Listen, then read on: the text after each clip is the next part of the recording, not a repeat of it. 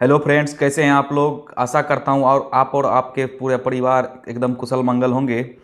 आज मैं लेकर आया हूं मूसेवाला हत्याकांड का इन्वेस्टिगेशन रिपोर्ट एपिसोड 2, जिसमें सारी सच्चाई मैं आपके सामने रखूंगा। एक केकड़ा और 8 शूटर, ये 8 शूटर कब से उस गांव में डेरा डाले हुए थे, हथियार कहां से आए, जानते हैं इन सब राज के बारे में। जैसा कि मैंने आपको पहली वीडियो में बताया था कि अक्सर संडे को जब आप मूसेवाला अपने घर पर होते थे तो सभी फैंस को पता होता था कि वो घर पे हैं और लोग उनके फैंस उनसे मिलने, उनसे सेल्फी लेने अक्सर जाया करते थे। वहाँ फैंस को चाय पानी भी पिलाया जाता था। मूसेवाला अपने फैंस की खास खातिरदारी भी किया करते थे। आपको बता दें, जिस रविवार को मूसेवाला की हत्या हुई उस दिन जितने फैंस उनसे मिलने आए उन्हीं में से एक युवक और शामिल थे, हो गया, जिसका नाम था केकड़ा। और यह पंजाब का ही रहने वाला था, जिसने एक फैन के तौर पर अपने एक दोस्त के साथ पूरी रैकी की थी कि सिद्धू मूसेवाला अपने फैन से कब, कैसे और कितनी दूरी पर मिलते हैं। मूसेवाला के घर रविवार को पहुंचकर उसने चाय भी पी थी, उसके साथ सेल्फी भी ली। वक्त करीब 4 से 4:30 बजे शाम का था। तभी उसने देखा कि सिद्धू अपनी मौसी के घर बिना बुलेट प्रूफ गाड़ी, बिना बॉडीगार्ड के निकलने लगे। यहाँ 2 इम्पोर्टेंट खबर थी। पहला तो यह कि बिना बुलेट प्रूफ गाड़ी के, और दूसरा बिना बॉडीगार्ड के सिद्धू मूसेवाला का अपने घर की तरफ जाना। और ये बहुत इम्पोर्टेंट खबर थी, एक तरह से सुनहरा चांस था उन शूटर्स के लिए जो कई दिनों से रैकी कर रहे थे, जिन्हें सिद्धू मूसेवाला की सुपारी दी गई थी। यह दोनों खबर केकड़ा ने शूटर्स को दिया। जैसे ही इस सूचना उन लोगों को मिली, शूटर्स को, तो वो भी हैरान रह गए कि ऐसा कैसे हो सकता है। लेकिन फिर उन्होंने सोचा इससे सुनहरा मौका फिर नहीं मिलेगा। सिद्धू मूसेवाला की मौसी का घर उनके घर से करीब 12 किलोमीटर की दूरी पर था। सिद्धू के घर से निकलते ही 500 मीटर के बाद दोनों गाड़ी, एक बोलेरो और दूसरी कोरेला, जिसमें 8 शूटर्स मौजूद थे। अब रास्ते में यह था कि बहुत सारी गाड़ियां आती जाती थी, तो रोकना और घेरना मुश्किल था, और वहां से मूसेवाला का घर भी काफ़ी नज़दीक था। लेकिन शूटर्स 26 मई से उस पूरे इलाके की रैकी कर चुके थे। कौन कौन से रोड हैं, कहाँ कहाँ चौड़ाई ज़्यादा है, कहाँ कहाँ मोड़ है और कहाँ कहाँ चेक पोस्ट नहीं है, उनको सब पता चल चुका था। उनको मालूम था कि यह मौका मिलेगा उनको जवाहर नाम के एक गांव में, जहां से मूसेवाला की मौसी का घर सिर्फ 3 किलोमीटर दूर था।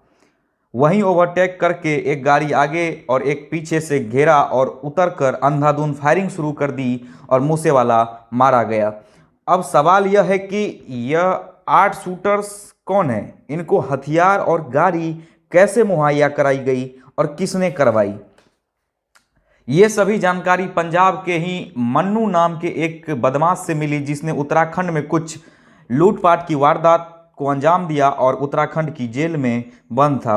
पंजाब पुलिस को जब ये सूचना मिली कि इस मन्नू को इस केस के बारे में बहुत कुछ मालूम है, तो पंजाब पुलिस की एक टीम उत्तराखंड जाकर मन्नू को ट्रांजिट रिमांड पर पंजाब ले आई। और एक लंबी पूछताछ के बाद उसने अपना मुंह खोला, जिसमें उसने पहला नाम केकड़ा का लिया। उसने बताया कि केकड़ा ही वो इनसाइडर है जिसने सिद्धू मूसेवाला की उस शाम सारी इन्फॉर्मेशन शूटर्स को दी थी। मन्नू से पूछताछ के बाद जो कत्ल की कहानी निकल कर आई वह कुछ इस प्रकार है कि मूसेवाला के कत्ल की प्लानिंग मई के शुरुआती हफ्ते में हुआ। 2 चीज़ों का पहले इंतजाम करना था, एक हथियार और दूसरा गाड़ी। इस काम के लिए लॉरेंस बिश्नोई ने गोल्डी बराड से संपर्क किया। तब गोल्डी बराड ने लॉरेंस के अलग अलग गैंग से संपर्क किया, क्योंकि लॉरेंस जो है वो खुद जेल में बंद था। उसके बाद उसने जोधपुर के 3 बदमाशों से संपर्क किया, राका, विजय और रंजीत। बराड ने इन्हें कहा, बिश्नोई को हथियार चाहिए, तुम हथियार का इंतज़ाम करो। गाड़ी का इंतजाम किया राजस्थान के सीकर इलाके के बदमाश ने, जिसका नाम नसीब खान था। इसने गाड़ी का इंतजाम कर फतेहाबाद में चरणजीत नाम के एक और बदमाश को सौंप दिया। अब तक गाड़ी और हथियार पंजाब के मानसा डिस्ट्रिक्ट पहुंच चुकी थी। अब बारी थी शूटरों को भेजने की, जो सबसे इम्पोर्टेंट हिस्सा इस कहानी का था। इसके लिए पुलिस को भी उलझाना था और गैंग पर सीधा आंच ना आए, इसको भी ध्यान में रखकर लॉरेंस और बराड ने एक अजीब चाल चली, जिसमें 4 अलग अलग राज्यों के शूटरों की एक टीम बनाई। आमतौर पर ऐसा होता नहीं है, तो उसने पंजाब, हरियाणा, राजस्थान और सबसे चौंकाने वाला महाराष्ट्र के पुणे से भी शूटर्स को इकट्ठा किया। पहली बार इन सभी 4 राज्यों के 8 अलग अलग शूटरों की मुलाकात 26 मई को कोटकपुरा हाईवे पर होती है, जो मानसा के ही करीब है। इन 8 के नामों का खुलासा हो चुका है, जिसमें मनप्रीत सिंह, हरकमल, जगत रूप सिंह रूपा, ये तीनों पंजाब के हैं। इसके अलावा सुभाष बारूला, ये राजस्थान के सीकर का है। संतोष यादव और सौरभ महाकाल, ये दोनों महाराष्ट्र के पुणे से हैं। इसके अलावा मंजीत सिंह और प्रियवर्ती फौजी, ये दोनों हरियाणा के हैं।